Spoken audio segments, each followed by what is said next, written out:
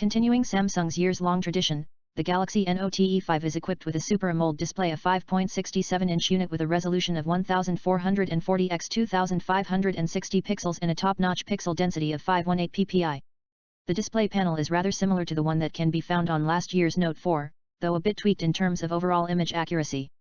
On the iPhone 6 Plus, we have a 1080p 5.5-inch display, which totes a pixel density of 401 ppi. Although there's a huge rift between the sharpness of the two displays on paper, in reality, both appear pretty much on par to the unarmed eye in this regard.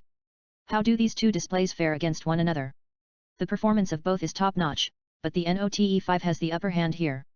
Although it has a lower maximum brightness than the iPhone 6 Plus, 574 nits vs 470 nits, the Super AMOLED is superior in most other aspects. Kicking off with color representation, the Note5 matches with more of the ideal targets on the color gamut chart. The iPhone is also calibrated rather well, but its display reproduces whites with an ever so slight bluish tint, while magentas and yellows, for example, appear a bit darker than the ideal target. Clocking in at 6722K, the Galaxy Note5 is closer to the ideal white point color temperature of 6500 kelvins, while the iPhone 6 Plus is a bit colder at 7318K. In terms of gamma reproduction, however, the iPhone 6 Plus is a bit ahead despite that dark areas of the image appearing slightly brighter than they should at the lower levels of the grayscale chart. The rest of the iPhone's gamma readings remain mostly aligned to the ideal curve of 2.2 for the rest of the ride. The Note5, while exhibiting mostly correct gamma levels up until a certain point, generally tends to display lighter areas of the image brighter than they should appear.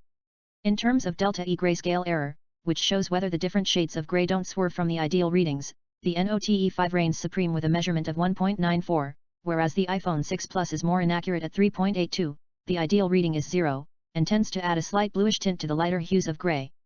Same can be said about the delta E RGB CMY scenario, where the Note5 exhibits a lower margin of error, 1.32, in comparison with the iPhone 6 Plus, 3.05, with the ideal once again being 0. This means that the display of the Note5 is generally more color accurate as a whole.